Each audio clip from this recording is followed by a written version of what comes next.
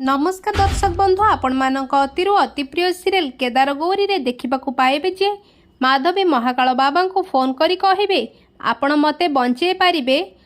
महाकाल बाबा जेमिति से गौरीर झियो ताकू झियो करी घर को न आनी पारिबे। तापरे महाकाल बाबा माधवी को कहिबे तू से झियो को अटकेबा को काहे कि चाहूचु। तापरे माधवी महाकाल बाबू को कहिबे खुशी रे से उछुलुची से गौरी मु ता खुशी देखि पारुनी एबे सेमाने से दत्तकर्म पूजा आरंभ करदेबे। तापरे महाकाल बाबा कहिबे पूजा से गौरी को देखी सुखर फल आउ ता तो पई हब काल एसबु माधवी शुणी आश्चर्य होइजिबे।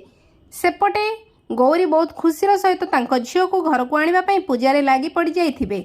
एबे दर्शक बंधु केदार गौरी सीरियल रे एबे काहार हेबो जय माधवीर ना गौरीर देखा जमारू मध्य भूलिबे नहीं। भिडियोटी को स्किप न करी शेष पर्यंत देखंतु।